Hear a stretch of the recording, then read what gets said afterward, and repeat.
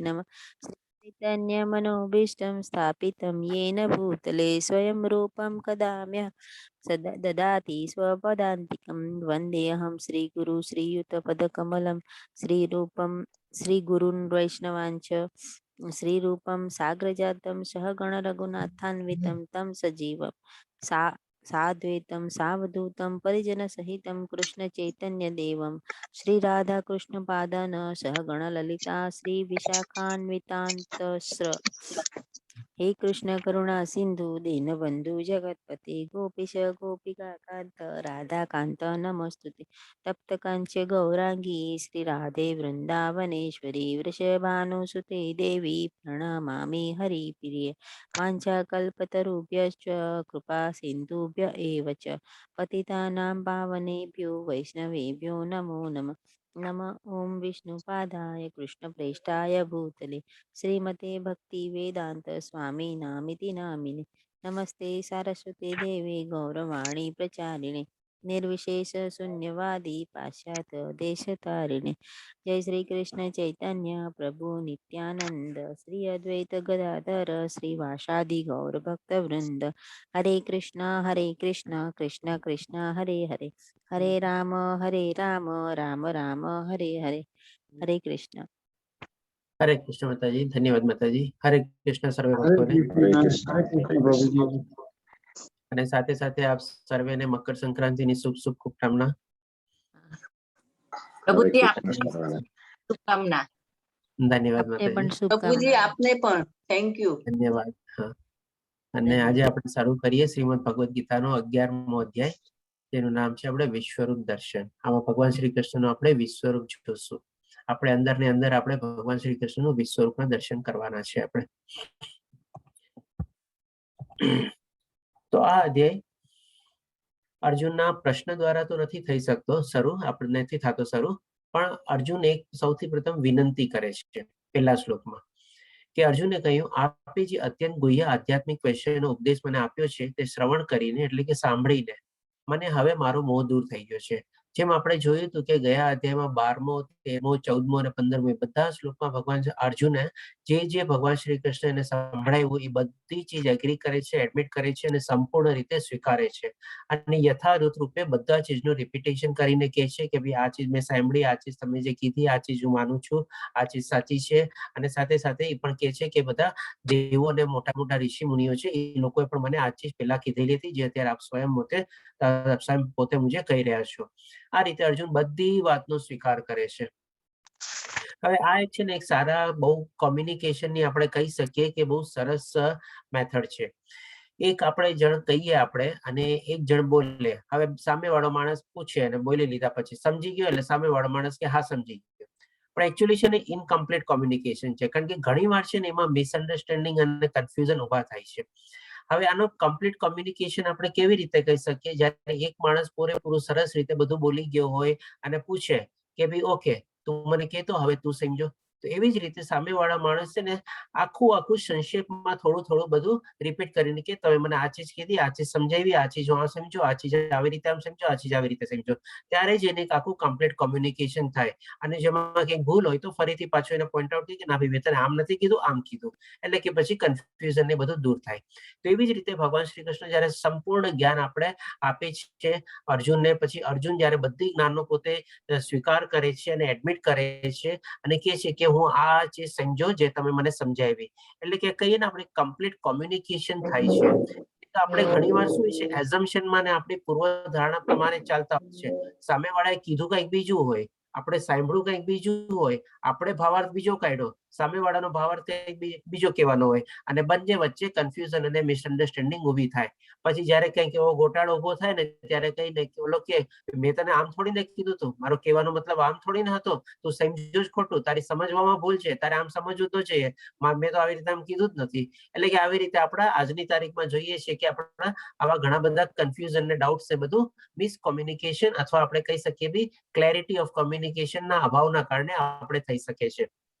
તો એનાથી આપણે દૂર રહેવું જોઈએ. અને ઘણીવાર આપણે છે ને ટેલિફોનમાં તો બહુ જ આવું થાય છે. અને આજકાલ જે બધા શોર્ટ મેસેજિંગ ને બધું નીકળ્યું છે ને, એક અક્ષર બીજું ટાઈપ કરે, શોર્ટ ફોર્મમાં ટાઈપ કર્યું ને ઓલો સામેવાળો કંઈક બીજો મિનિંગ જ લઈ લે અને એના પ્રમાણે વર્તી બી નાખે અને પછી આપણું ઘણું બધું કામ ઉલટું પુલટું થઈ જાય છે.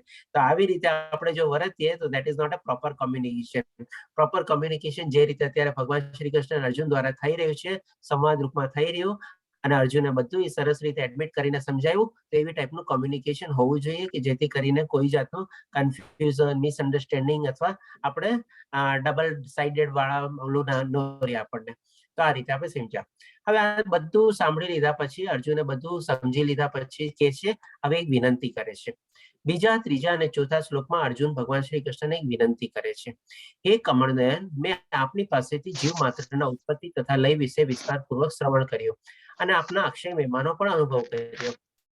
એટલે કે કેવી રીતે જીવના બધાના સ્વામી, ઉત્પત્તિ બધું ભગવાન શ્રી કૃષ્ણ દ્વારા થાય છે બધું બી સાંભળ્યું અને ભગવાન શ્રી કૃષ્ણનો ઐશ્વર્ય બારામાં બી એને જાણ્યું. પછી કે છે હે પુરુષોત્તમ, હે પરમેશ્વર, હું આપને સ્વયં આપના જણાવ્યા પ્રમાણેના આપના વાસ્તવિક રૂપને મારી સમક્ષ જોઈ રહ્યો છું. તેમ છતાં હવે જો કેટલી સરસ વિનયપૂર્વક લેંગ્વેજ કે છે કે ભાઈ આપે જે પ્રમાણે કીધું એ બધી રીતે હું આપણે જોઈ રહ્યો છું, સમજી રહ્યો છું, જાણી રહ્યો છું. તેમ છતાં આ દૃશ્ય જગતમાં, એટલે કે આપણા ભૌતિક વર્લ્ડમાં જે અત્યારે જે આપણે એપરન્ટલી જે આપણે દેખાય છે ને એને કહેવાય દ્રશ્ય જગતમાં, કેવી રીતે પ્રવશ્યા છો એ જોવાની મારી ઈચ્છા છે. આપના એ સ્વરૂપમાં હું દર્શન કરવા ઈચ્છું છું. હવે આ શ્લોકને આપણે થોડુંક એક એક્ઝામ્પલ દ્વારા સમજી લઈએ. માની લો કોઈક એક આપણે લેડીઝ લોકો શોપિંગ કરવા ગયા અને ક્યાંક સાડી લેવા ગયા, સાડીની દુકાન હતી. હવે દુકાનદાર કહે છે કે મારી પાસે કાંજીવરમ સાડી છે, સેલું છે, પછી ઘરચોળું છે, પછી આ ઢાકાઈ સાડી છે, કલકત્તાની આ સાડી છે, બધી ઘણી બધી ટાઈપની બધી કે મારી પાસે આટલી બધી સાડીઓ ને બધું છે, આટલા બધા કલરમાં છે, આટલી બધી ડિઝાઇનમાં છે. હવે સામેવાળી લેડીઝ શું કે ભાઈ ઠીક છે, મને આ ટાઈપની સાડી તું દેખાડ. એટલે કે જયારે એને વિનંતી કરે અથવા રિક્વેસ્ટ કરે ત્યાર પછી દુકાનદાર જઈને એની સાડી દેખાડે. તો એવી રીતે અહીંયા ભગવાન શ્રી કૃષ્ણ પાસેથી બધું સાંભળી લીધા પછી એ કે છે હા ઠીક છે. એવી જ રીતે જેમ કસ્ટમર બી એની વાત બધી માની લે કે ભાઈ ઠીક છે, તારી પાસે બધી છે, ઓકે હું માનું છું, પણ મને આ ટાઈપની આ દેખાડ. એટલે હવે અર્જુન કે છે કે તેમ છતાં મેં બધું સમજી લીધું, જાણી લીધું, તેમ છતાં મને આપનું એ દ્રશ્ય જોવાની ઈચ્છા થાય છે. એટલે કે આપણે જેમ હોય ને કસ્ટમર દુકાનદારને જઈને કહે કે મને આ ચીજ દેખાડો, એવી રીતે અહીંયા અર્જુન ભગવાન શ્રી કૃષ્ણને કહે છે કે પ્લીઝ મને તમે આપનું વિશ્વરૂપ દર્શન દેખાડો. હવે આપણે ત્રણ ચીજ લઈ શકીએ કે ભગવાન અર્જુને ભગવાન શ્રી કૃષ્ણને વિશ્વરૂપ દર્શન દેખાડવાની વિનંતી કરી અને ભગવાન શ્રી કૃષ્ણને વિનંતીને માન આપીને દેખાડવાનું બી શરૂ કર્યું. આ રીતે આપણે ત્રણ ચીજ આમાંથી સમજી શકીએ. સૌ પ્રથમ તો ભગવાન શ્રી કૃષ્ણનું વિશ્વરૂપ અર્જુને છે, સૌથી પહેલા તો છે વિશ્વરૂપ દર્શન, જે ભગવાન શ્રી કૃષ્ણ જે ચીજ બધી કીધી અર્જુનને પણ જોઈ લીધી, સમજી લીધી અને અર્જુનની વિનંતીને ભગવાન માન આપીને ભગવાન શ્રી કૃષ્ણ પોતાનું વિશ્વરૂપ દર્શન દેખાડેવી છે. બીજું, એક આપણી સામે વિટનેસ તરીકે ઉભું રહી ગયું કે હા ભગવાન શ્રી કૃષ્ણ દેખાડ્યું હતું અને અર્જુને વિશ્વરૂપના દર્શન કર્યા હતા. એટલે આથી બીજી ચીજ કે આપણી સામે હા એકદમ બંને ચીજનો આપણે કોઇન્સિડન્સ છે અને વિટનેસ તરીકે આપણે અર્જુન છીએ, સાક્ષી તરીકે જેણે જોયું હતું. હવે ત્રીજી ચીજ જે આપણા માટે વધારે મહત્વની છે, આજની તારીખમાં બી ઘણા લોકો એવા કોઈ આવીને આપણી સામે ઉભા રહીએ કે ભાઈ હું ભગવાન છું, હું ભગવાન શ્રી કૃષ્ણનો અવતાર છું, હું પ્રગટ થયેલું છું આ રીતે, અવતરિત થયેલું છે આ રીતે. તો એને ટેસ્ટ રૂપે છે ને જેમ અર્જુને ભગવાન શ્રી કૃષ્ણને કીધું કે ભાઈ મને તમારું વિશ્વરૂપ જોવાની ઈચ્છા છે, તો આપણે પણ એને કહી શકીએ કે ભાઈ ઠીક છે, તમારી વાત બરાબર હોઈ શકે, તો પ્લીઝ મને કૃપા કરીને આપણું વિશ્વરૂપ દર્શન દેખાડો. તો જો સાચો હોય તો આપણને દેખાડી શકે, નહીં તો પછી એવા બધા ઢોંગીથી આપણે, કારણ કે આ છે ને આજની તારીખમાં બહુ આપણે સમજવા જેવી વાત છે. કારણ કે આજે ઘણા બધા એવા લોકો સો કોલ્ડ પ્રચલિત કરીને પોતાને બહુ મોટા મહાત્મા તરીકે દર્શાવે છે, બહુ મોટા ભગવાનના ભક્ત તરીકે દર્શાવે છે અને પોતાનો એમનો અવતાર સમજીને બેઠા છે અને એવી રીતે માણસો લોકોને ઘણા ખરા એવા બેવકૂફને બધું બનાવે છે. ઇવન આના સંદર્ભમાં ઘણા બધા એવા પિક્ચરો બી આવી ગયા છે કે જે લોકો આપણને આવી રીતે કરે છે મિસગાઈડ. તો આ રીતે આપણે એને કહી શકીએ. તો આ ત્રણ ચીજ આપણે આ સમજીએ કે ભગવાન શ્રી કૃષ્ણને જે વિશ્વરૂપ દર્શન દેખાડ્યું એ આવી રીતે આપણે એને લઈ શકીએ. પછી ચોથા શ્લોકમાં કહે છે કે હે પ્રભુ, હે યોગેશ્વર, જો હું આપને આ વિશ્વરૂપના દર્શનનો અધિકારી લાગતો હોઉં તો કૃપા કરીને મને આપના અનંત વિશ્વરૂપના દર્શન આપો. એટલે કેટલી સરસ વિનમ્રતા પૂર્વક અને લાગણી પૂર્વક ને સરસ રીતે ભગવાનને વિનંતી કરે છે અને પૂરેપૂરા ભાવ સાથે વિનંતી કરે છે કે જો હું આપને લાયક લાગતો હો તો આપનું એ વિશ્વરૂપના દર્શન મને કરાવો. આ રીતે ભગવાન શ્રી કૃષ્ણને અર્જુન એ પ્રમાણે વિનંતી કરે છે. આપણે આ ચીજ બહુ સરસ રીતે સમજવાની હતી. આમાં 2-3 ચીજ લર્નિંગ હતી આપણે, તો એ આપણે કવર કરી.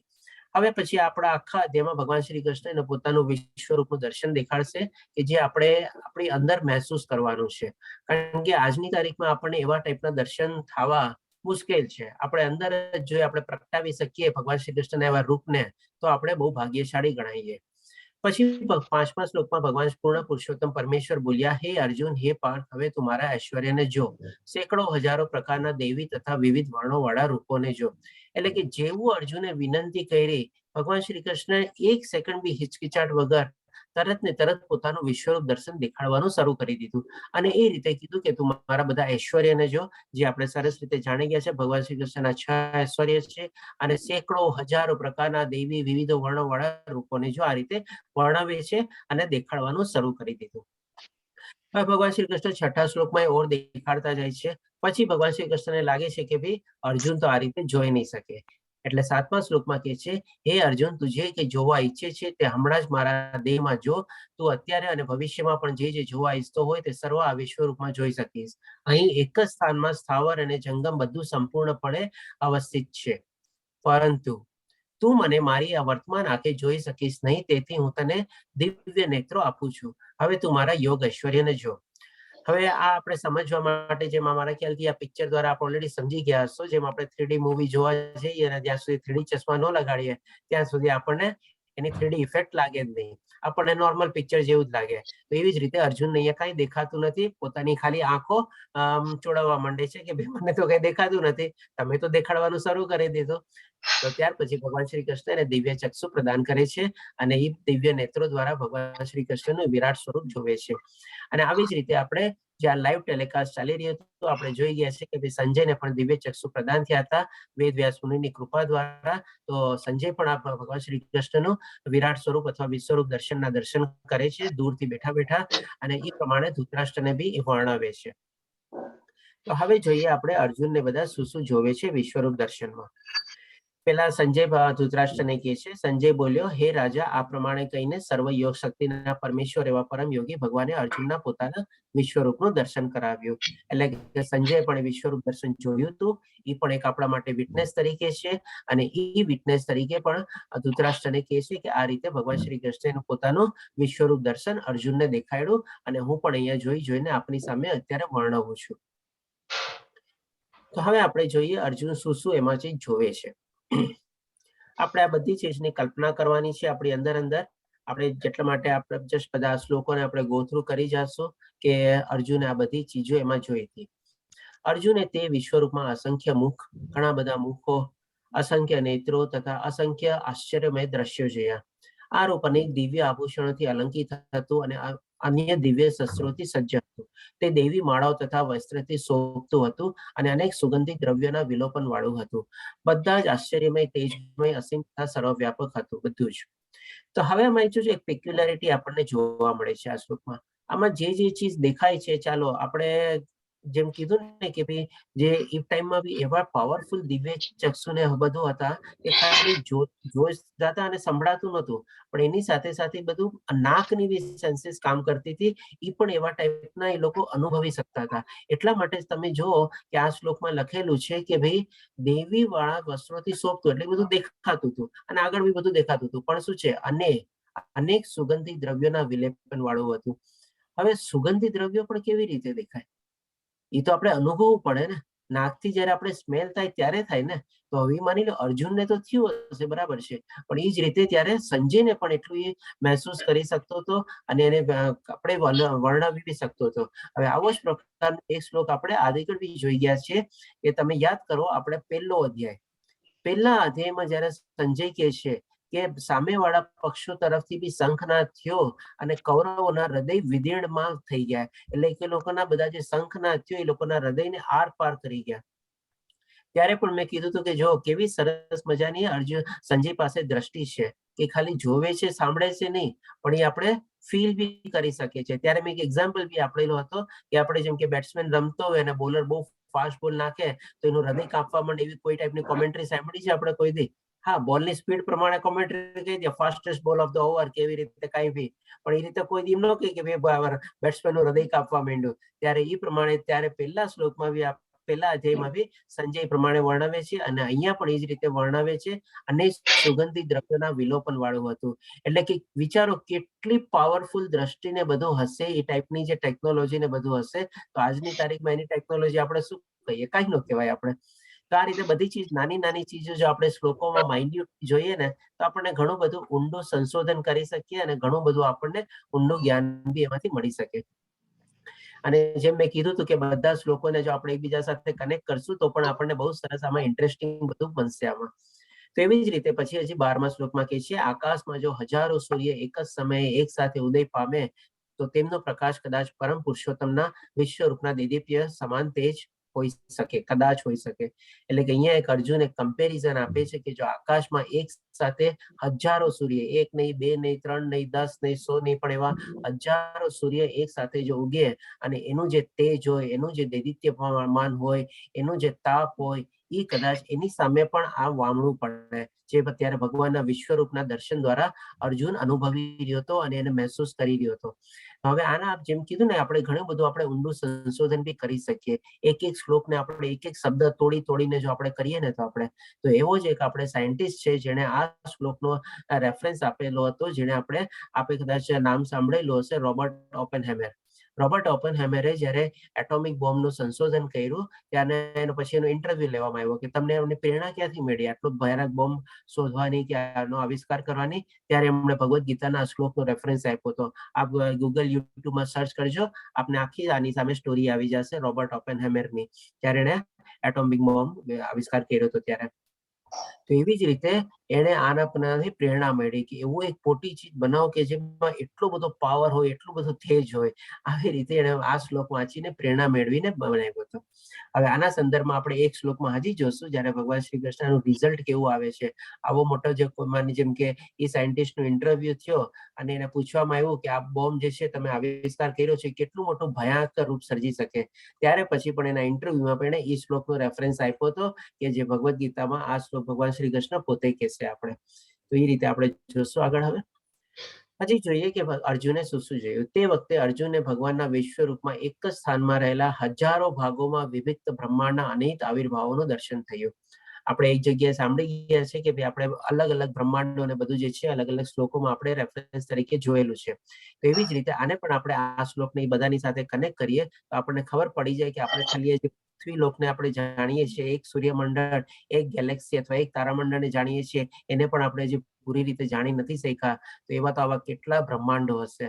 એ રીતે અર્જુન કહે છે કે એક જ સ્થાનમાં હજારો ભાગોમાં વિભક્ત એટલે કે ડિવાઈડ થયેલા, એટલે હજારો ભાગોમાં ડિવાઈડ થયેલા એવા બ્રહ્માંડના એ દર્શન કરે છે. ન જાણે કેટલા બ્રહ્માંડ એને ત્યારે દર્શન કર્યા હશે. પછી 14મા શ્લોકમાં કહે છે, ત્યારે મૂંઝાયેલા, આશ્ચર્યચકિત થયેલા તેમજ રોમાંચિત થયેલા અર્જુને પ્રણામ કરવા પોતાનું મસ્તક નમાવ્યું અને હાથ જોડી પરમેશ્વરની સ્તુતિ કરી. ડેફિનેટલી આટલું સરસ મજાનું ભગવાનનું દર્શન આપણને વિશ્વરૂપ દર્શન થાય તો ત્યારે અર્જુન ભગવાન શ્રી કૃષ્ણની સામે નમન કરીને સ્તુતિ કરે છે, પ્રાર્થના કરે છે. તો આપણે પણ એ જ રીતે આપણે મહેસૂસ કરીએ કે આપણી અંદર બી ભગવાન શ્રી કૃષ્ણનું વિશ્વરૂપ દર્શન પ્રગટ થયું છે અને આપણે પણ એમને નમન કરીએ. અને આ રીતે ભગવાન શ્રી કૃષ્ણ અર્જુન પ્રમાણે નમન કરી અને આગળ વધે છે. પછી 15, 16 અને 17મા શ્લોકમાં બી અર્જુન ઓર સરસ મજાનું વર્ણવે છે. 15મા શ્લોકમાં અર્જુન કહે છે, અર્જુને કહ્યું, હે ભગવાન કૃષ્ણ, હું આપના દેહમાં સર્વ દેવોને તથા અન્ય વિવિધ જીવોને એકત્ર થયેલા જોઈ રહ્યો છું. હું કમળના આસન પર બિરાજવા બ્રહ્માજીને તેમજ શિવજીના તથા સર્વત્ર ઋષિઓ અને દિવ્ય સર્પોને પણ જોઈ રહ્યો છું. એટલે કે બધા દેવી દેવતાનો સ્ત્રોત પણ ભગવાન શ્રી કૃષ્ણ છે, પોતે જે કીધેલું હતું એ ચીજ અહીંયા અર્જુન બી પાછળ જોઈ રહ્યો છે અને એને પોતે વર્ણવી બી રહ્યો છે સરસ રીતે, કે બધા દેવોને ઇન્ક્લુડિંગ બ્રહ્માજીને પણ એ જોઈ રહ્યો છે. ત્યાં શિવજીને પણ જોઈ રહ્યા છે અને બધા જે મોટા મોટા ઋષિઓ છે, જે સપ્ત ઋષિને બધા જે આપણે જોયેલા હતા આગલા અધ્યાયમાં, એ બધાને જોઈ રહ્યો છે. અને દિવ્ય સર્પો એટલે કે વાસુકી સર્પ અને શેષનાગ સર્પને બી જોઈ રહ્યો છે. પછી 16મા શ્લોકમાં કહે છે, હે જગન્નાથ, હે વિશ્વરૂપ, હું આપના દેહમાં અનેક અનેક હસ્ત, ઉદર, મુખ તથા ચક્ષુને જોઈ રહ્યો છું કે જે સર્વત્ર વ્યાપક છે અને જે અંતવિહીન છે. આપમાંના અંત છે, ને મધ્ય છે, ને આદિ છે. એટલે કે અર્જુન જે પ્રમાણે જે જોઈ રહ્યો હતો એને એનું ના તો બિગિનિંગ દેખાય છે, ના મિડલ દેખાય છે, ના એન્ડ દેખાય છે. એટલે કે આપણે કહે ને કે 10 દિશામાં એને ઈ ચીજ બધું દેખાય છે. આપણે 10 દિશા કેવી રીતે હોય છે તો કે ઉત્તર, દક્ષિણ, પૂર્વ, પશ્ચિમ આપણે જાણીએ છીએ. એવી જ રીતે આપણે વાયવ્ય, અગ્નિ, નૈઋત્ય અને ઈશાન, બીજી 4 ચીજ થઈ, 4 દિશા થઈ. એટલે કે 4 ને 4 8 દિશા, અને ઉપર અને નીચે એવી રીતે 10 દિશા થઈ. એટલે કે 10 દિશામાં એ જોવાની કોશિશ કરે છે કે ક્યાંક મને આનો સ્ટાર્ટિંગ પોઈન્ટ દેખાય, અથવા મિડલ પોઈન્ટ દેખાય કે એન્ડ પોઈન્ટ દેખાય. આપણે જેમ અત્યારે મ્યુઝિયમમાં ગયા હોય ત્યાં અત્યારે તો શું બધા આપણા એરો ને બધું બનેલા હોય કે તમે અહીંયાથી શરૂ કરો, આમાં એરો એરો એરો કરતા કરતા કરતા તમે પછી લાસ્ટમાં જઈને એક્ઝિટ ગેટમાં નીકળી જાઓ. તો અર્જુન બધું જોવાની કોશિશ કરે છે, પણ એને કોઈ જગ્યાએ એનું મિડલ કે સ્ટાર્ટિંગ પોઈન્ટ કે એન્ડ કોઈ જગ્યાએ દેખાતું નથી 10 દિશામાંથી ક્યાંય એને. પછી એવી જ રીતે વર્ણવે છે, આપના સ્વરૂપને તેના તેજોમય પ્રકાશને કારણે દર્શન કરવું દુષ્કર છે, કારણ કે તેનું દેદીપ્યમાન તેજ પ્રજ્વલિત અગ્નિ અથવા સૂર્યના આગાર પ્રકાશની જેમ સર્વવ્યાપી છે. કમ્પેરિઝન બી આપી દીધી, હજારો સૂર્યની જેવી કમ્પેરિઝન આપી દીધી. એટલે કે આપણે આજે એક સૂર્ય, જે લોકો સૂર્ય નમસ્કાર કરતા હોય એ લોકો ભાગ્યે જ કદાચ આપણે કહી શકીએ કે 25, 30 કે 45 કે ચાલો 1 મિનિટ સુધી એ સૂર્યની સામે કન્ટિન્યુઅસ જોઈ શકે. પણ જે બાકી લોકો સૂર્ય નમસ્કાર ન કરતા હોય અને પહેલી વાર સૂર્યની સામે જોવે, ઉગેલા સૂર્યની સામે, તો હાર્ડલી 2, 5, 10 સેકન્ડ થાય ને ત્યાં તો એની આંખ આંખામાં છે આમાં આંજાવા માંડે અને આંખો ચોડવા માંડે, અને પછી આમ કઈ દેખાય જ નહીં પ્રમાણે. તો આ તો કેવા હજારો સૂર્ય જેવું મોટું તેજ હતું, તો પછી ક્યાંથી આપણે દેખાય. એટલા માટે અર્જુન કહે છે કે એને દર્શન કરવું બહુ જ દુષ્કર છે. તેમ છતાં અનેક મુટકો, ગદાઓ અને ચક્રથી વિભૂષિત એવા તેજસ્વી સ્વરૂપનું દર્શન કરું છું. તેમ છતાં શું કામે કરી રહ્યો છે? કારણ કે અત્યારે એની પાસે દિવ્ય ચક્ષુ છે. એટલે આટલું બધું તેજસ્વી અને દેદીપ્યમાન જે છે એ જે અર્જુન વર્ણવે છે, અને એ પ્રમાણે એને કેટલું એનો વિચારો, કેવી સરસ મજાની કમ્પેરિઝન બી એને આપી છે હજારો સૂર્યની સાથે.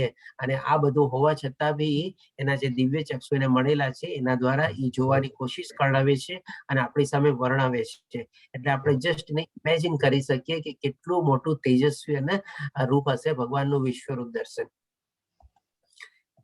હજી આપણે જોઈએ 18, 19, 20, 21 શ્લોકમાં અર્જુન કહે છે, આપ જ પરમ ધામ, પરમ આદ્ય જ્ઞેય વસ્તુ છે. એટલે કે આપણા જ્ઞેયનું જે લક્ષ્ય જે છે એ જ છે આપણે ભગવાનની પ્રાપ્તિ.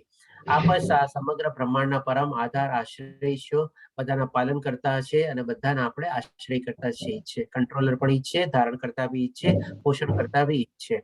આપ જ અવ્યય તથા પુરાણ પુરુષ છો, આપ જ સનાતન ધર્મના પાલક પુરુષોત્તમ પરમેશ્વર છો. આ જ મારો મત છે. હજી કે છે, આપ આદિ, મધ્ય તથા અંતથી રહિત છો. આપનું યશ અનંત છે. આપની અસંખ્ય ભુજાઓ છે અને સૂર્ય તથા ચંદ્રમાં આપની આંખો છે. હું આપના મુખમાંથી પ્રજ્વલિત અગ્નિ નીકળતો તથા આપના તેજથી આ સંપૂર્ણ બ્રહ્માંડ તડપતું જોઈ રહ્યો છું. હવે એમાં એક ચીજ આપણે થોડીક સમજી લઈએ. જે અર્જુન કહે છે કે અને સૂર્ય તથા ચંદ્રમાં આપની આંખો છે. એટલે કે શું ભગવાન શ્રી કૃષ્ણની આંખો એવી ટાઈપની હતી કે એક બાજુ સૂર્ય અને એક બાજુ ચંદ્ર? આનો કહેવાનો મતલબ એમ છે કે ભાઈ સૂર્યની જેમ આપ તેજ આપો છો અથવા પ્રકાશ આપો છો અને જ્ઞાન બી આપો છો, અને એવી જ રીતે ચંદ્રની જેમ આપ છાયો બી આપો છો અને શીતળતા બી આપો છો અને ઠંડક બી આપો છો. આ રીતે કહેવાનો મતલબ છે કે ભાઈ ભગવાન શ્રી કૃષ્ણ બધી ચીજ આપણને આપે છે. તડકો, છાયો, તાપ, ઠંડક બધું આપણને એમની પ્રમાણે આંખોમાંથી આપણે મળે છે. આપ કેવળ એક છો, તેમ છતાં આપ આકાશ તથા સર્વલોક તેમજ વચ્ચે રહેલા સમગ્ર અવકાશમાં વ્યાપેલા છો. એ મહાત્મા આપના વિસ્મયજનક તથા ઉગ્ર રૂપને જોઈ બધા લોક ભયભીત છે. હવે અહીંયા અર્જુન કેવી સરસ મજાને આપણે કહે છે કે ભઈ આપ કેવળ એક છો, તેમ છતાં શું છે? આકાશ અને સર્વલોક, એટલે કે ઉપરમાં આકાશ અને એનાથી બી સર્વલોક, એટલે કે ઉપરમાં બી જેટલા જે લોકો છે અર્જુન જોઈ રહ્યો હતો એ ટાઈમે, અને જે નીચે પાતાળમાં બી જેટલા લોકો છે, એટલે કે કહે છે કે સર્વલોક, એટલે કે વચ્ચે રહેલા એમની બધાને કવર કરે છે. એટલે કે અંડરગ્રાઉન્ડ થી લઈને એકદમ આકાશ અને એનાથી બી ઉપર એ અર્જુનને એટલી મોટી હાઈટ જોઈ રહ્યો છે ભગવાન શ્રી કૃષ્ણને વિશ્વરૂપ દર્શનમાં. આપણે એક એક ચીજને હું જસ્ટ આપણે એક્સપ્લેન કરું છું કે જેથી કરીને આપણે આ ટાઈપનું આપણે કલ્પના કરી શકીએ કે એટલી હાઈટ વાળું આપણે અર્જુન જોઈ રહ્યો હતો કે વિશ્વરૂપ દર્શનમાં કે ભગવાન શ્રી કૃષ્ણ પાતાળથી લઈને ઉચ્ચતર લોક સુધી બધું કવર કરે છે ને ખાલી એક જ વ્યક્તિ દ્વારા. એટલા માટે કહે છે કે આપ કેવળ એક જ છો, એમની કે અલગ અલગ પાર્ટમાં છે. જેમ આજે આપણે શું છે, એક મોટું મકાન બી હોય છે તો બી એમાં આપણે અલગ અલગ ફ્લોર હોય છે. એમાં આપણને સિંગલ પીસ તરીકે બહારથી દેખાય છે, પણ અંદર જઈને જોવો તો બધું આપણને અલગ અલગ ફ્લોર પ્રમાણેમાં ડિવાઈડ કરેલું હોય. તો અહીંયા તો અર્જુન કહે છે કે આપ કેવળ એક જ છો, જે મને નીચેથી લઈને ઉપર સુધી એક જ તરીકે દેખાવ છો. પછી કે છે દેવોના સમસ્ત સમૂહ આપના શરણે આવી રહ્યા છે અને આપનામાં પ્રવેશી રહ્યા છે. તેઓ મારા કેટલાક ભયભીત થઈને હાથ જોડીને આપની પ્રાર્થના કરી રહ્યા છે. મહર્ષિ અને સિદ્ધોના વૃંદો કલ્યાણ થાઓ અને એમ કહી વૈદિક મંત્રોના જ્ઞાન વડે આપની સ્તુતિ કરી રહ્યા છે. ડેફિનેટલી બધા દેવી દેવતાઓને ત્યારે આ બધા ટાઈપનું દર્શન દેખાય છે અથવા વિશ્વરૂપ દર્શન દેખાય છે. એ રીતે આપણે ઇમેજિન કરી શકીએ અથવા કાલ્પનિક કરી શકીએ. એટલા માટે અર્જુન જોઈ રહ્યો હતો કે બધા દેવી દેવતાઓ અને બધા જે છે ઋષિ મુનિઓ બધા આપની શરણે આવે છે. અને આપણે જેમ ઘણી વાર આપણે નીકળતા હોય ને કે મોટું જુલુસ કે કાંઈ બી નીકળતું હોય, આપણે કેવી રીતે આમ નાદ કરીએ, આપણે ચિલ્લાઈએ, એવી રીતે આ રીતે એ લોકો બધા બી કલ્યાણ થાઓ એમ કરીને જય જયકાર બોલાવે છે ભગવાન શ્રી કૃષ્ણની. પછી 23 અને 24 શ્લોકમાં જોઈએ, હે મા ભાવ આપના. આમાં અર્જુન ભગવાન શ્રી કૃષ્ણને મા ભાવ તરીકે કે છે. નોર્મલી ભગવાન શ્રી કૃષ્ણ અર્જુનને ઘણી બધી જગ્યાએ આપણે મા ભાવ તરીકે કીધેલા છે, પણ અહીંયા અર્જુન ભગવાન શ્રી કૃષ્ણને મા ભાવ તરીકે કે છે. શું કામે? કારણ કે એમાં ઘણા બધા મુખો, આંખો, કાંદો, ભુજાઓ બધું જોઈ રહ્યો હતો, એટલા માટે એને મા ભાવ તરીકે કે છે. હે મા ભાવ આપના અનેક મુખ, નેત્ર, બાહો, જાંઘો, ચરણ, ઉદર તથા ભયાનક દાંતો વાળા વિરાટ રૂપને જોઈને દેવતા ગણ સહિત બધા લોકો અત્યંત વ્યથિત થયા છે અને તે જ પ્રમાણે હું પણ વ્યથિત થયો છું. ડેફિનેટલી આટલું જે મોટું સ્વરૂપ છે, પહેલી વાર જોવા મળતું હોય અને લાઈફમાં કોઈ દી જોયેલું ન હોય તો ક્યારેક આપણે પોતે વ્યથિત થઈ જઈએ કે ભાઈ આ શું ચીજ છે એકચ્યુઅલી. જેમ કે આપણે એક એક્ઝામ્પલ આપું. માની લો કોઈ આ પ્રમાણે જોયેલું હોય, જેમ કે ઇન્ડોનેશિયામાં ને બધામાં લાઈવ વોલ્કેનો હોય છે.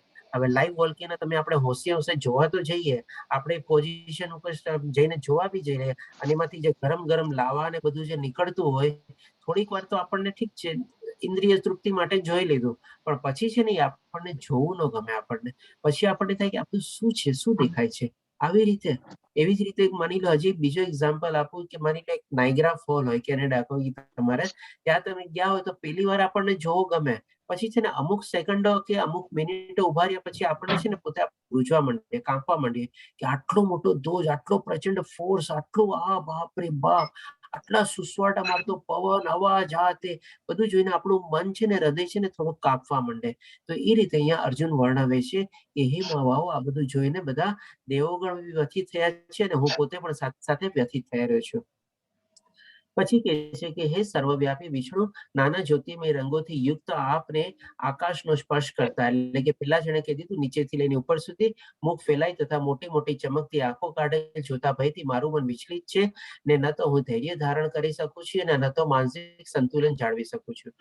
હવે અર્જુને પહેલા અધ્યાયમાં કીધું હતું ત્યારે શું અલગ ટાઈપથી કીધું હતું કે ભાઈ હું પણ મારું માનસિક સંતુલન ખોઈ બેઠો છું, મને કઈ સમજણ પડતી નથી, મારું ગાંડિવ સરકી ગયું છે, મારી ત્વચા બળે છે, રોવા માંડે છે. ત્યારે અલગ સિચ્યુએશન હતી અને અત્યારે અલગ સિચ્યુએશન છે કે ભાઈ માનસિક સંતુલન જાળવી શકતું નથી. જ્યારે ભગવાન શ્રી કૃષ્ણના આવા સરસ મજાના વિશ્વરૂપના દર્શન કરે છે એના કારણે એમની કે ફરીથી પાછો ભયભીત થઈ ગયો છે.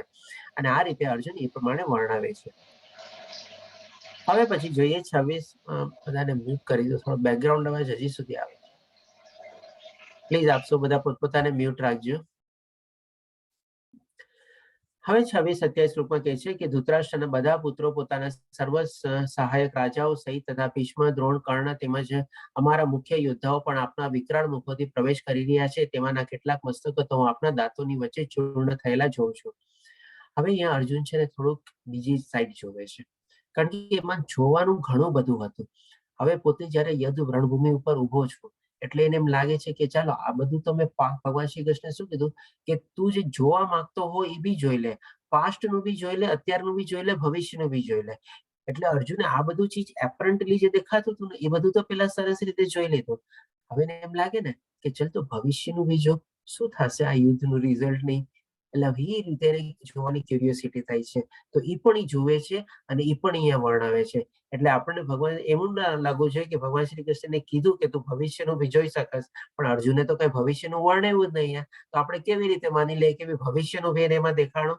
તો અહીંયા ભવિષ્યનું બી એમાં વર્ણવે છે અર્જુન. અર્જુન શું જોવે છે કે ધૃતરાષ્ટ્રના બધા પુત્રો અને મોટા મોટા જે મહારથીઓ હતા જે એનો સપોર્ટ કરતા હતા એની સાથે સાથે મોટા મોટા નામને બી વર્ણવે છે. એટલે દેટ મીન્સ તમે જોઈ શકો છો, આપણે અથવા અનુભવી શકો છો કેટલા મોટા એવિડન્સ આપે છે અર્જુન કે એ બધાને ભવિષ્યમાં બી એને બધું આ રીતે પુરાવા સાથે કહે છે કે ભીષ્મ, દ્રોણ, કર્ણ આ બધા મોટા મોટા યુદ્ધ હતા કે જેની સામે લડવું બહુ મુશ્કેલ હતું અને એના પર વિજય પ્રાપ્ત કરવી તો ભગવાન શ્રી કૃષ્ણના સહારા વગર કદાચ અર્જુન માટે બી લોઢાના ચણા ચાવવા બરાબર હશે. એટલા માટે આ બધા મોટા મોટા યુદ્ધના નામ આપે છે કે ભીષ્મ, દ્રોણ, કર્ણ તેમજ અમારા બી એવા ઘણા બધા યોદ્ધાઓ છે કે જે ઓલરેડી આપના વિકરાળ મુખોમાં પ્રવેશી રહ્યા છે. ક્યારે પ્રવેશી રહ્યા? જ્યારે ઓલરેડી મૃત્યુ પામ્યા હોય ત્યારે. અને એ પણ કહે છે કે તેમના કેટલાક મસ્તકો તો હું આપણા દાંતની વચ્ચે ચૂર્ણ થયેલા જોઉં છું. હવે ડેફિનેટલી યુદ્ધ થતું હતું, કોઈએ કોને ક્યાં બાણ માર્યું હોય, કયો અંગ કપાઈ ગયો હોય, કેવી રીતે મૃત્યુ પામ્યું હોય, દેહ છોડ્યો હોય, એનો તો કોઈ ભરોસો ન હોય. એટલે કે આ રીતે અર્જુન જોવે છે કે બધાના મૃતદેહો જે છે કોઈકના મસ્તક ચબાયેલા છે, કોઈકનું આ ચબાયેલું છે, કોઈકનું ઓલું છે, એવી રીતે આપણા મુખમાં પ્રવેશી રહ્યા છે. કોઈકનું લોહી લોહાણ થઈ ગયા હોય કે કાંઈ બી હોય, વોટ એવર ઇટ ઇઝ રીતે. તો આ રીતે બી અર્જુન બધું ભવિષ્યનું વર્ણવે છે.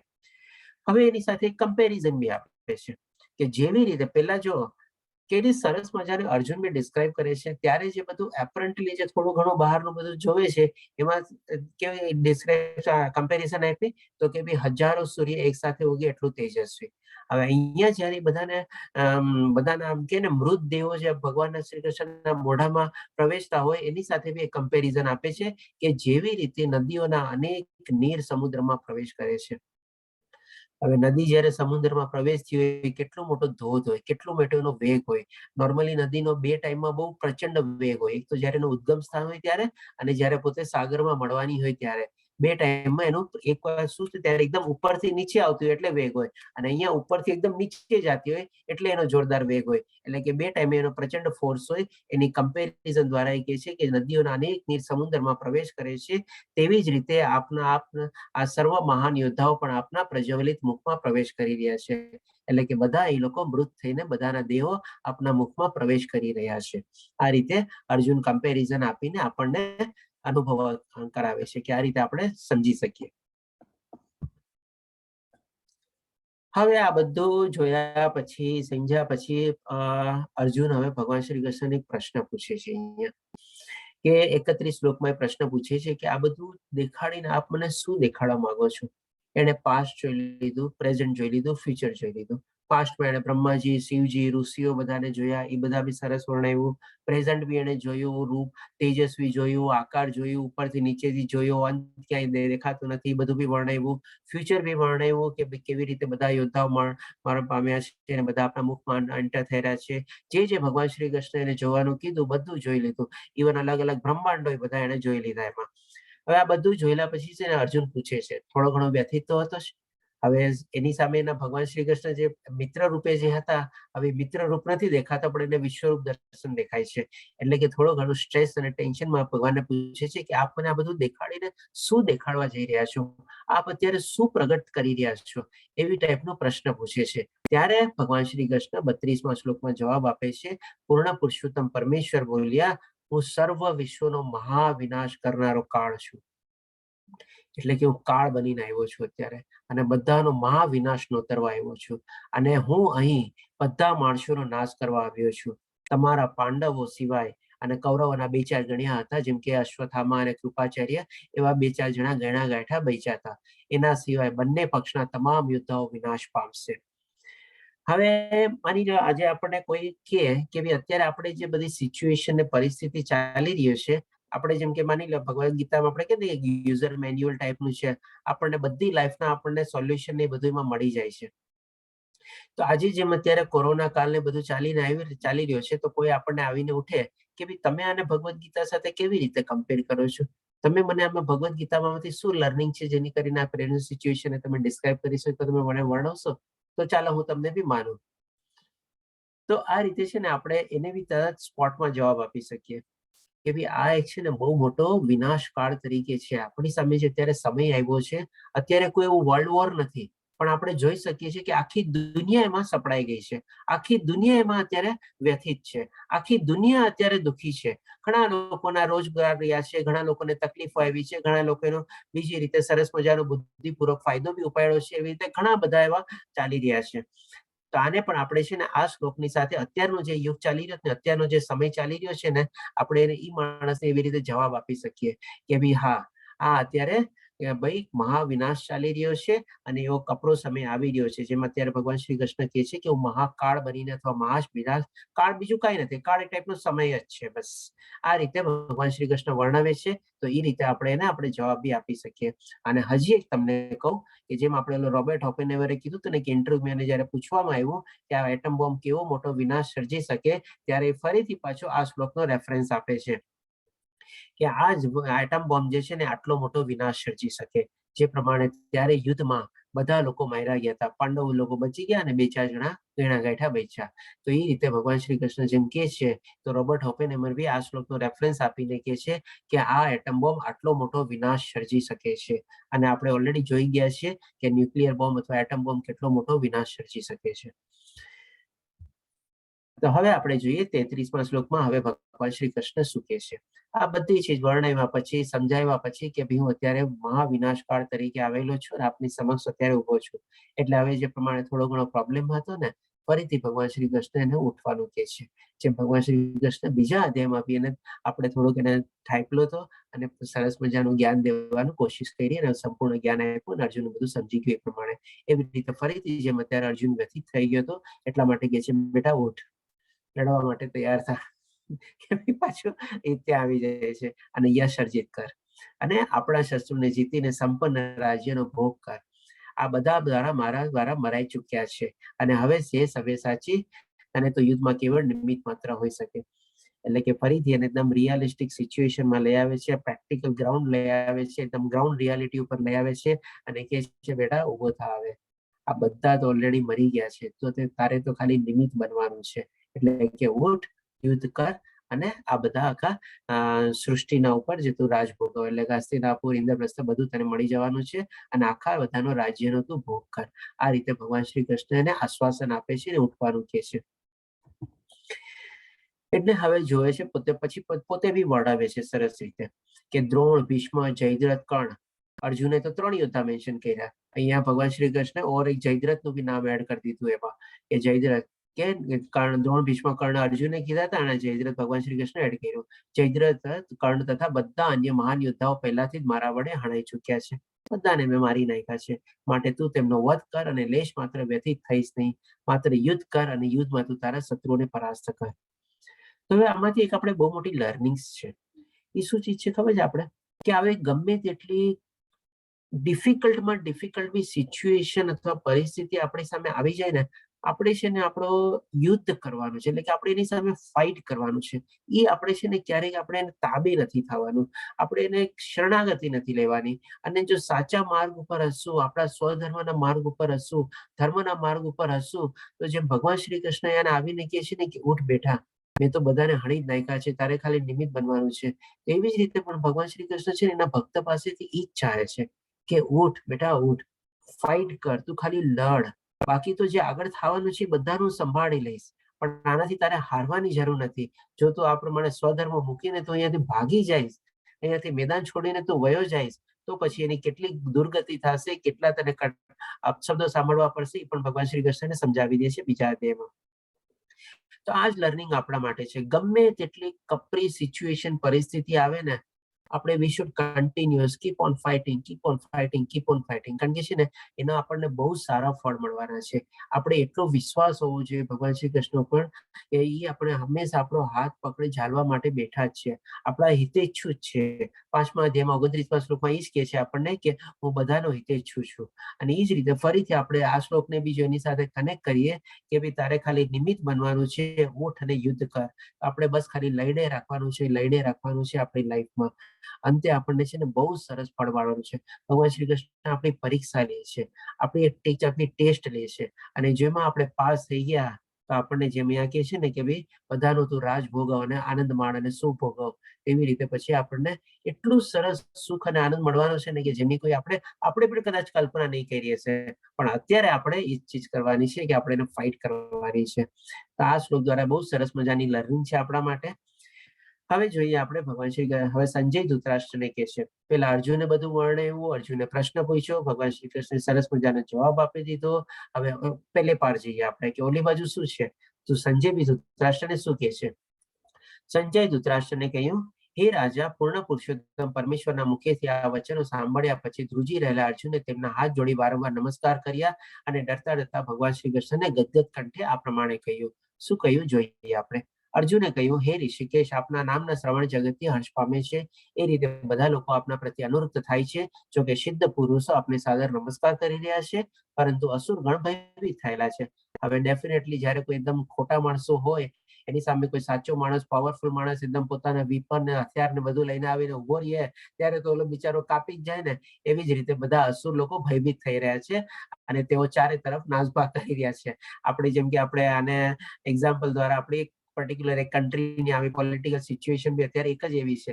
એક માણસ અત્યારે એકદમ તટસ્થ ઉભો છે અને પોતાના બધા જોરશોરથી લડી રહ્યો છે અને સામેવાળા બધા વિપક્ષો અત્યારે ભેગા થઈને નાસભાગ કરે છે. શું કરવું, કેવી રીતે આને હરાવવો, કેવી રીતે કરવું, એવી રીતે. તો એ યોગ્ય જ થઈ રહ્યું છે અને ડેફિનેટલી આ બધું ચીજ એકદમ બરોબર થઈ રહ્યું છે. એ પ્રમાણે સંજય ધૃતરાષ્ટ્રને વર્ણવે છે. હે મહાત્મા, આ બ્રહ્માથી પણ શ્રેષ્ઠ છો. આ બધું અર્જુન જ કહે છે, જે સંજય ધૃતરાષ્ટ્રને અત્યારે સંભળાવી રહ્યો છે. હે મહાત્મા, આપ બ્રહ્માથી પણ શ્રેષ્ઠ છો, આપ આદિ સૃષ્ટા છો, તો પછી તેઓ આપને સાદર પ્રમાણ કેમ ન કરે. હે આનંદ, હે દેવેશ, હે જગન્નાથ, આપ પરમ સ્ત્રોત અક્ષર કારણોના કારણ આ ભૌતિક જગતથી પરે છો. આપણે આ બધું ચીજ ઓલરેડી સરસ રીતે સમજી ગયા છે. ભગવાન શ્રી કૃષ્ણ મુખેથી જ આપણે સાંભળી લીધેલું છે. એ જ અર્જુન ફરીથી પાછું એડમિટ કરે છે ને, અને જે સંજય છે ધૃતરાષ્ટ્રની પ્રમાણે સંભળાવે છે. આપ આદિદેવ સનાતન પુરુષ તથા દ્રશ્ય જગતના પરમ આશ્રય છો. આપ જ બધું જાણવા વાળા છો અને આપ જ તે બધું જ છો. આ ભૌતિક ગુણોથી ફળ એટલે કે ત્રિગુણી માયાથી ફળ, સત્વ રજોગુણ ને તમોગુણ છે પણ પરમ આશ્રય છો. બધાને આપણે આશ્રય કરતા, ધારણ કરતા, પોષણ કરતા છે.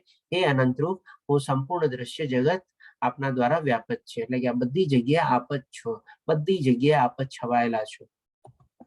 આ રીતે અર્જુન વર્ણવે છે ને એ પ્રમાણે સંજય ત્યાં ધૃતરાષ્ટ્રને સંભળાવે છે.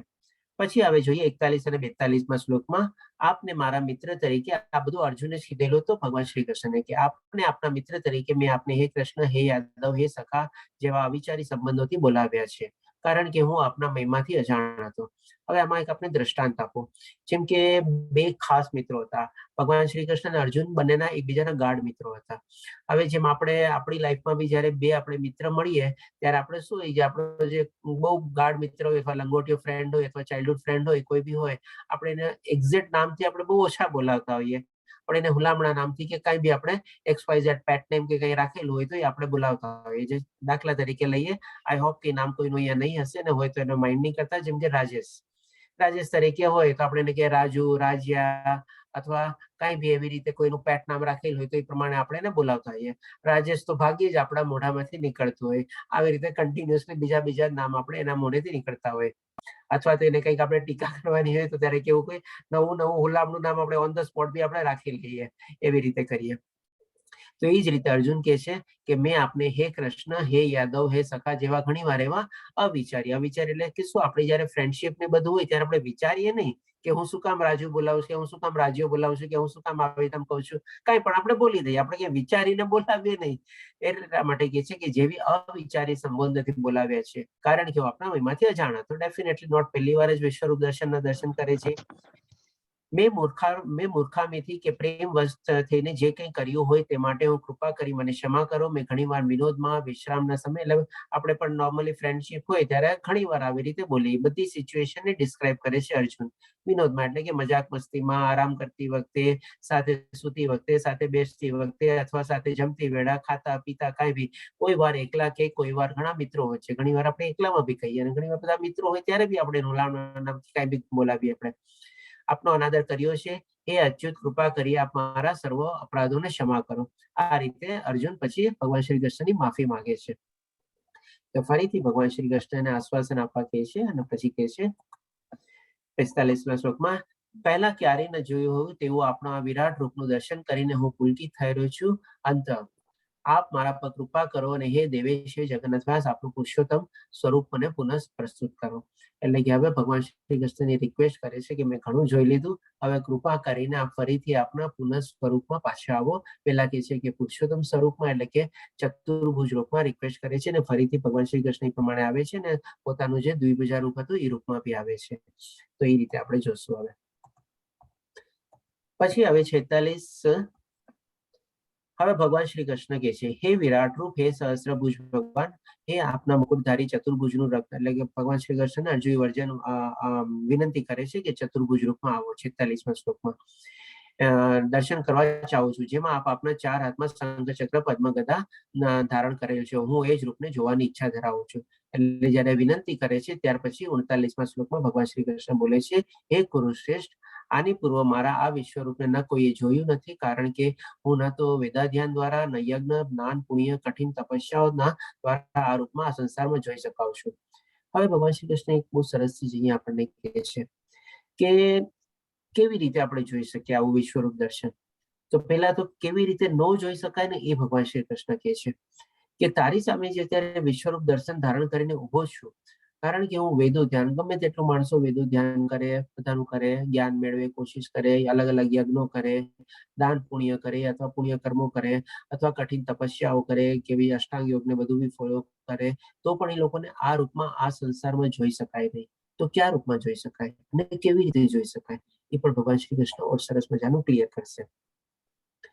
પછી એના 49મા શ્લોકમાં પેલા શાંતવના આપે છે, કેવી તમે મારા ભયાનક રૂપને જોઈને અત્યંત વિચલિત અને મોહિત થઈ ગયા છો, હવે એને હું સમાપ્ત કરું છું. એટલે કે હવે એને મિનિમાઇઝ કરે છે. જેમ આપણે કમ્પ્યુટર અથવા લેપટોપની સ્ક્રીન હોય ને એને આપણે મિનિમાઇઝ કરીએ ને અને પછી બીજી સ્ક્રીનમાં સ્વિચ થઈએ એવી રીતે. એટલે હું સમાપ્ત કરું છું. એ મારા ભક્ત, સમસ્ત ચિંતાઓથી મુક્ત થઈ જાઓ, શાંત ચિત્તથી હવે આપનું ઈચ્છિત રૂપ જોઈ શકો છો. એટલે અર્જુનને કહે છે કે તું બેટા શાંત બેસ, તું ચિંતા અને બધી વ્યથા મૂકી દે, અને જે રીતે જોવું હતું એ રીતે હું તને પાછું દેખાડું છું. આ રીતે એને સાંત્વના આપીને પછી કહે છે. પછી 50મા શ્લોકમાં કહે છે, એટલે કે આ પ્રમાણે પછી સંજય હવે ધૃતરાષ્ટ્રને કહે છે ફરીથી પાછું કે સંજય ધૃતરાષ્ટ્રને કહ્યું, અર્જુનને આ પ્રમાણે કહ્યા પછી પૂર્ણ પુરુષોત્તમ પરમેશ્વર કૃષ્ણે તેમનું અસલી ચતુર્ભુજ રૂપ પ્રગટ કર્યું અને છેવટે એટલે કે ફરીથી ઓર મિનિમાઇઝ કર્યું, પોતાનું દ્વિભુજ રૂપ દર્શાવી ભયત્રસ્ત અર્જુનને ધૈર્ય આપ્યું. એટલે કે અર્જુનને સાંત્વના આપી, ધૈર્ય આપ્યું અને એને કીધું કે બેટા શાંત બેસ, કારણ કે થોડો ઘણો વ્યથિત થઈ ગયો તો એ પ્રમાણે, કારણ કે પાછો પોતાના ભગવાન શ્રી કૃષ્ણના મિત્રને જોવા માંગતો હતો. તો અહીંયા આપણે જોઈ શકીએ છો સરસ મજાનું પેઇન્ટિંગ છે. અને એક ચીજ આપણે કહું કે આપણે આ જે સ્લાઇડોમાં જે પેઇન્ટિંગ્સ એ બધું આપણે યુઝ કરેલા છે એ મોસ્ટલી બધા ઇસ્કોનના ભક્તો દ્વારા જે પેઇન્ટિંગ લગાવેલા છે, કારણ કે એમાં શું છે એક ભક્તિ ભાવ આવે છે. આ કોઈ પેઇન્ટિંગ્સ એ બધા કોઈ પ્રોફેશનલ પેઇન્ટર કે કોઈ બોલા નથી બનાવેલા, પણ બધા ભક્તોના દ્વારા બનાવેલા પેઇન્ટિંગ છે જે આપણે આમાં યુઝ કરીએ છીએ. એટલે કે ભાવરૂપી જ્યારે આપણે પેઇન્ટિંગને જોઈએ ત્યારે આપણામાં બી એ ટાઈપનો એવો ભાવ જન્મે, એના પાછળનો હેતુ અથવા ઉદ્દેશ્ય એ છે. તો અહીંયા તમે જોઈ શકો છો કેવું સરસ મજાનું પેઇન્ટિંગ છે કે ભગવાન શ્રી કૃષ્ણના જે વિશ્વરૂપ દર્શન જે આપણે અલગ અલગ પેલા ફોટા જોયા એમાંથી પછી પોતે ચતુર્ભુજ રૂપમાં આવે છે, કે એટલે કે શંખ, ચક્ર, પદ્મ અને ગદા એ ચારે હાથવાળા રૂપ દેખાડે છે. અને પછી એમાંથી ઓર મિનિમાઇઝ થઈને ભગવાન શ્રી કૃષ્ણના દ્વિધારી રૂપમાં એટલે કે દ્વિભુજા રૂપમાં ફરીથી પ્રગટ થાય છે. એક જ રૂપ, એક જ પિક્ચરની અંદર આપણે કહી શકીએ કે ભાઈ 3 રૂપ ભગવાન શ્રી કૃષ્ણના દેખાડેલા છે. હવે આપણે જોઈએ 51મા શ્લોકમાં, જ્યારે અર્જુને શ્રી કૃષ્ણને એમના આદિ રૂપમાં જોયા તો કહ્યું, હે જનાર્દન, આપના અતિ સુંદર માનવી રૂપને જોઈને હું હવે સ્થિર ચિત્તે થયો છું અને મેં મારી પ્રકૃત અવસ્થા પ્રાપ્ત કરી છે. એટલે આ રીતે જ્યારે ભગવાન શ્રી કૃષ્ણને ફરીથી ચતુર્ભુજ રૂપમાં અને ફરીથી પાછા પોતાના દેહધારી અથવા દ્વિભુજા રૂપમાં જોઈને અર્જુન કહે છે કે હા, મારો મિત્ર આવી ગયા, જેને હું જોવા માંગતો હતો એ આવી ગયા. એટલે કે પોતે સ્થિર થાય છે, જે પોતાનો બેલેન્સ ખોઈ બેઠો હતો અને એ કહે છે કે હવે હું આપણામાં સ્થિર ચિત્ત થયો છું અને મેં પ્રાકૃતિક અવસ્થા એટલે કે નેચરલ જે બિહેવિયર હતું, નેચરલ ટાઈપની જે પોઝિશન હતી એ મેં ફરીથી પાછી પ્રાપ્ત કરી લીધી છે, આપણે ફરીથી પાછા આવા દ્વિભુજા રૂપમાં જોઈને. ત્યારે હવે ભગવાન શ્રી કૃષ્ણ કહે છે, પૂર્ણ પુરુષોત્તમ પરમેશ્વરે કહ્યું, હે અર્જુન, તું અત્યારે મારા જે રૂપને જોઈ રહ્યો છું, કયા રૂપને જોઈ રહ્યો છે તો કે દ્વિભુજા રૂપને, તેના દર્શન અતિ દુર્લભ છે. દેવો પણ આ અતિ પ્રિય રૂપના દર્શન કરવાનો અવસર સદૈવ શોધતા હોય છે. આપણે ઓલરેડી જોઈ ગયા હતા કે 2 અધ્યાયમાં આપણે ચોથા અધ્યાયમાં જોઈ ગયા હતા જ્યારે ભગવાન પ્રગટ થવાના હતા ત્યારે પણ કહે છે કે દેવો પણ આવા અવસરને ભાગ્યે જોવા મળે. ફરીથી પાછું 8મા અધ્યાયમાં બી એવો ટાઈપનો એક શ્લોક આવેલો હતો કે દેવો અને બધા ઋષિઓ મુનિઓ બી એને જોવા તત્પર થઈ રહ્યા છે. આ બધી ચીજ મેં કીધું ને બધી ચીજને કનેક્ટ કરશો ને બહુ સરસ મજાની આપણને ગમશે. આપણે આપમાંથી કોઈ કદાચ શરૂ બી કરી દીધેલું હશે. મેં એક્સરસાઇઝ જે આપેલી હતી કે 574 શ્લોકની એક આખે અલગ અલગ ટોપિક વાઇઝ બધી ચેઇન ને બધું બનાવવાનું, just like as a quiz અથવા સુડોકુ તરીકે. તો જેણે શરૂ કરી દીધું હોય એને ખૂબ ખૂબ આપણે અભિનંદન અને ધન્યવાદ અને ઓલ ધ બેસ્ટ. કન્ટિન્યુઅસ આગળ વધતા રહેજો. તો આ રીતે ભગવાન શ્રી કૃષ્ણ અહીંયા પણ કહે છે કે દેવી દેવતાઓ માટે પણ આ રીતે દર્શન મેળવવા બહુ જ દુર્લભ છે અને એ લોકોને પણ આવો જ ભાગ્યે જ મોકો મળે છે. પછી 54મા શ્લોકમાં કહે છે કે હે અર્જુન, હવે અહીંયા સોલ્યુશન બતાવે છે. જે પહેલા શ્લોકમાં કીધું હતું ને કે ન જોઈ શકે, તો કેવી રીતે જોઈ શકીએ અને કયા રૂપમાં જોઈ શકીએ એના સોલ્યુશન રૂપે 54મા શ્લોક કહે છે. આ સ્લાઇડ આપણે ફરીથી હજી એકવાર લેશું આના પછી. અહીંયા પહેલા આપણે ખાલી શબ્દ જોઈ લઈએ, પછી આપણે ફોટા સાથે લેશું. હે અર્જુન, માત્ર અનન્ય ભક્તિ દ્વારા જ મને મૂળ રૂપમાં જાણી શકાય છે. મૂળ રૂપ એટલે કેવું રૂપ? તો કે દ્વિભુજા રૂપ. એ ભગવાનનું મૂળ રૂપ છે. એટલે કે શક્તિની પાછળ જે શક્તિમાન રૂપ છે એ રીતે, નહીં કે ભગવાનને નિરાકાર અથવા નિર્ગુણ રૂપ. એ મૂળ રૂપ નથી ભગવાનનો. એ જસ્ટ આપણે સૂર્યનો આપણે એક્ઝામ્પલ લઈ શકીએ ને, કિરણ રૂપી અથવા એનર્જી રૂપી લાઇટ રૂપી છે. જે રૂપમાં હું તારી સામે અત્યારે ઉભો છું અને એ જ રીતે મારું પ્રત્યક્ષ દર્શન પણ કરી શકાય છે. કેવળ આ જ રીતે તું મારા વિશેના જ્ઞાનના રહસ્યોને પામી શકીશ. એટલે કે જ્યારે આપણે ભગવાન શ્રી કૃષ્ણને દ્વિભુજા રૂપમાં અથવા મનુષ્ય રૂપમાં આપણે જો જાણવાની કોશિશ કરીએ તો જ એમના જે રહસ્ય જો છે બધા છે એ આપણે જાણી શકીએ. રહસ્યો ક્યાં છે? તો કે કેવી રીતે પ્રગટ થવાની, અવતરિત થવાની, કેવી રીતે એમને દિવ્ય કાર્ય પ્રણાલી કરવાની, કેવી ટાઈપની 3 ટાઈપની શક્તિઓ છે, કેવી રીતે એમણે ભૌતિક દુનિયાની બધાની રચના કરી, કેવી રીતે એને મેનેજ કરે છે, કેવી રીતે કંટ્રોલ કરે છે. એ બધી ચીજ આપણે ભગવાનની બારામાં જ જ્ઞાન છે. શું શું એનું ઐશ્વર્ય છે, એ બધી ચીજ આપણે દ્વિભુજા રૂપમાં જ આપણે ભગવાન શ્રી કૃષ્ણના બારામાં આપણે ઇન્ફોર્મેશન મેળવી શકીએ. અથવા જો આપણે એને નિરાકાર અથવા નિર્ગુણ રૂપમાં મેળવવાની કોશિશ કરીએ તો આ બધી ચીજ આપણને જાણકારી ન મળી શકે. એ રીતે ભગવાન શ્રી કૃષ્ણ અહીંયા પોતે જ કહે છે, તું મારા વિશેના નાના રહસ્યોને પામી શકીશ.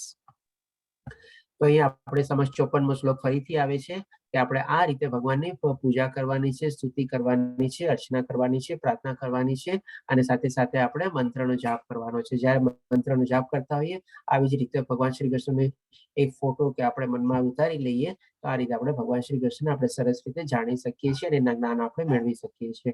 કેવી રીતે? તો કે દ્વિભુજા રૂપમાં અને સરસ મજાનું આપણે શ્યામ સુંદર સ્વરૂપ આને કહેવાય છે. એટલે કે થોડીક બ્લુઇશ ટાઈપની બોડી જે છે, પ્લસ હાથમાં સરસ મજાની આપણે બાંસુરી હોય છે. બાંસુરીની પણ અલગ અલગ સાઇઝ પ્રમાણે આપણે જોઈ શકીએ છીએ. કોઈક નાની બાંસુરી વાળો વગાડતો ફોટો, કોઈક મોટી બાંસુરી વાળો, અથવા તો આપણે એક અહીંયા સ્ટીક છે કે ભાઈ જ્યારે એ ગોવાળિયાને બધાને લઈ જાય છે આપણે પોતાની સાથે. આપણે કહીએ ને ભગવાન શ્રી કૃષ્ણ બધા ગાયોને બધાને ચરાવવા લઈ જતા તો હાથમાં એક ટાઈપની છડી રાખતા. એ છડી અહીંયા છે, પ્લસ મોરપીંછ છે, સરસ મજાનો હાર છે, મોતીનો હાર છે, ફૂલનો હાર છે, પિતાંબરી વસ્ત્રો છે. આ રીતે જો આપણે ભગવાન શ્રી કૃષ્ણની કોઈ બી આ ટાઈપની આવી છબી જો રાખીએ અથવા ફોટો રાખીએ, મનમાં રાખીએ અને એ ટાઈપનો આપણે એમનો મંત્રોચ્ચાર કરીએ તો ડેફિનેટલી આપણે ઓર ને ઓર આપણી અંદર એ બધા આપણે રૂપ પ્રગટ થતા રહીએ અને એની બારામાં આપણને ઓર ને ઓર જ્ઞાન મળતું રહીએ અને ભગવાન શ્રી કૃષ્ણ જ આપણી આંગળી પકડીને આપણને આપણા ભક્તિ માર્ગ પર ઓર આગળ ને આગળ વધારતા રહીએ. તો અહીં આપણો 11મો અધ્યાય પૂરો થાય છે 54મા શ્લોકની સાથે. અને આપણે 55મો શ્લોક છે, હે પ્રિય અર્જુન, સકામ કર્મ તથા માનસિક તર્ક વિતરના સંગ દોષી રહીને જે મારી શુદ્ધ ભક્તિમાં પરાયણ રહે છે, જે મારા માટે જ કર્મ કરે છે, જે મને જીવનનું પરમ ધ્યેય માને છે અને જે જીવ માત્ર પ્રતિ પ્રેમ ભાવ રાખે છે તે નક્કી મને પામે છે. એટલે કે ભગવાન શ્રી કૃષ્ણ 4 ચીજ આપણને આ શ્લોકમાં કહે છે. સોરી 54મો નહીં પણ 55મો શ્લોક આપણે છેલ્લો શ્લોક છે. સૌ પ્રથમ તો કે ભાઈ સકામ કર્મ તથા માનસિક તર્ક વિતરના સંઘર્ષોથી રહિત થઈને, એટલે કે આપણે કોઈ પણ કર્મફળની ઈચ્છાની સાથે કર્મ નથી કરવાના. આપણે કર્મફળનો ત્યાગ કરીને નિષ્કામ કર્મયોગ કરવાના છે. અને માનસિક તર્ક વિતર્ક એટલે કે આ ભૌતિક દુનિયાના મોહ, માયા, ઝાડ, આ તે બધું જે છે ઇન્દ્રિય સુખ અને શરીર સુખ છે એ બધું આને આપણે સંગ દોષથી, બધાને ભગવાન શ્રી કૃષ્ણ સંગ દોષ તરીકે વર્ણવે છે. એટલે એનાથી રહિત, એનાથી આપણે ઉપર થઈને, એટલે આથી આપણે પહેલી કન્ડિશન. મારી શુદ્ધ ભક્તિમાં પરાયણ રહે છે, એટલે કે કન્ટિન્યુઅસ ભગવાનનું ચિંતન કરતા રહે છે, ભગવાનનું પરાયણ કરે છે, જે મારે માટે જ કર્મ કરે છે, એટલે કે આવી ગયું ઓલરેડી નિષ્કામ કર્મ. પછી ત્રીજી ચીજ, જે મને જીવનનું પરમ ધ્યેય માને છે, એટલે કે આપણા લાઈફનો ગોલ શું છે, તો કે ભગવાનની પ્રાપ્તિ આપે. અને ચોથી ચીજ, જે જીવ માત્ર પ્રતિ મૈત્રી ભાવ રાખે છે. જીવ માત્ર પ્રતિ એટલે કે શું, જેટલા બી ટાઈપના જીવો છે, 84 લાખ ટાઈપના જીવો, ખાલી મનુષ્ય પ્રત્યે નહીં, એ તો રાખવાનું જ છે. એમાં બી કાળો ગોરો, ઊંચો નીચો, પૈસા ગરીબ, નાટો ઓછો, એ બધું કઈ નથી જોવાનું આપણે. પણ બાકી બધા જીવો, એટલે કે બધા જીવો પ્રત્યે આપણે એટલે કે નાના માઇક્રોબ્સ, એટલે કે વાયરસ ને બધા બી આવી ગયા એમાં, અને પ્લસ મોટા જે પ્રાણીઓ છે બધા, કારણ કે બધામાં એક જ ચીજનો વાસ છે. શું છે, તો કે આત્માનો વાસ છે. અને જે જ્ઞાની પુરુષ છે, આત્માને જોવે છે, બીજા કોઈને જોતો નથી. અને બધા સાથે મૈત્રી ભાવ અથવા તો પ્રીતિ ભાવ અથવા તો આપણે લાગણી ભાવ રાખવાનો છે. એટલે કે 4 ચીજ ભગવાન શ્રી કૃષ્ણ અહીંયા વર્ણવે છે. અને જો આ 4 ચીજ આપણે જો આપણી લાઈફસ્ટાઈલને બનાવી લઈએ તો ડેફિનેટલી તે નક્કી મને પામે છે. આ રીતે અહીંયા આપણો 11મો અધ્યાય પૂરો થાય છે.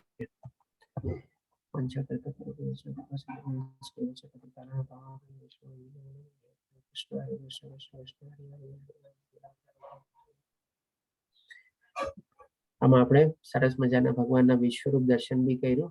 ટાઈમમાં પૂરું કરી થઈ ગયું છે. જો કોઈ પ્રશ્ન હોય તો લઈ શકીએ છીએ આપણે. અને મારી ઈચ્છા હતી કે આજે જેમ કે અહીંયા મારે 11 છે, તો મારે તો આજે જમવાનું નહીં છે. નહીં તો જો ટાઈમ હોય આપ લોકોને તો એક આપણે બીજું બી એક પ્રેઝન્ટેશન દેખાડવું થાય કે આપણે કે ભાઈ આપણે શરીર નથી પણ આપણે આત્મા છીએ. જો આપ લોકોની ઈચ્છા હોય તો આપણે દેખાડી શકું છું, નહીં તો પછી પ્રશ્નો લેવા હોય તો પ્રશ્નો બી લઈ શકીએ છીએ આપણે, જેમ આપ્યું એ પ્રમાણે. પ્રભુજી લઈ લો ને પ્રભુજી. લઈ લો. નવું ચેપ્ટર લઈ હા લો. પ્રેઝન્ટેશન લઈ લો ને પ્રભુજી. ઓકે, આમાંથી કદાચ